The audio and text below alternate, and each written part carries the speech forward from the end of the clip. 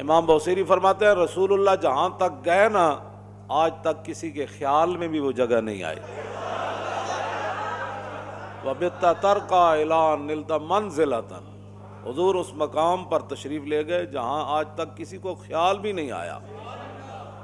اس واسطے اور نہ کسی نے اس مقام کا ارادہ کیا، بس اتنی بات ہے۔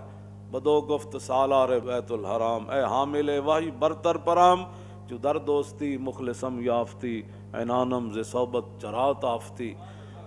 جب رسول اللہ جو ہے وہ آگے تشریف لے گیا نا تو جبریل کو فرمایا جبریل بدو گفت سالار بیت الحرام، اے حامل وحی برتر پرام، جو در دوستی مخلصم یافتی، عنانم ز صحبت چرات آفتی۔ فرمایا تو نے مجھے دوستی میں مخلص نہیں پایا جبریل، جہاں تم کہتے رہے میں جاتا رہا، اب میں کہتا ہوں آگے چلیے۔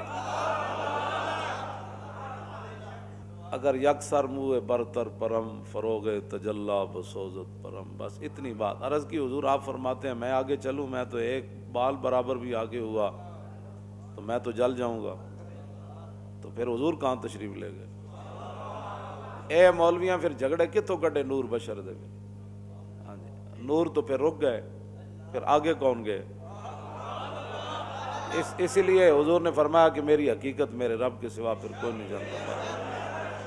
بس اتنی بات ہے اور کوئی مسئلہ نہیں ہے۔ جتنا بھی کوئی حضور کا مقام مرتبہ بیان کرے گا اپنے خیال کے مطابق، حالانکہ حضور کی شان اس سے آگے ہے۔ داتا صاحب کشف المعجوب میں لکھتے ہیں بات تو یہ ہے احسان مندی کی، فرمایا کہ جس مقام پر رسول اللہ تشریف لے گئے تھے معراج والی رات، اگر گناہگار امت کا خیال نہ ہوتا تو حضور نے واپس نہیں آنا تھا۔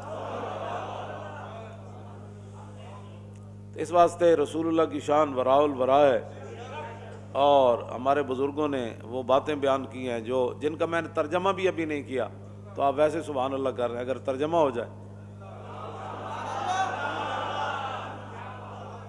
تو حضور کی شان وراء الورا ہے۔ صرف جہاں بھی بیٹھے حضور کی شانیں بیان کریں۔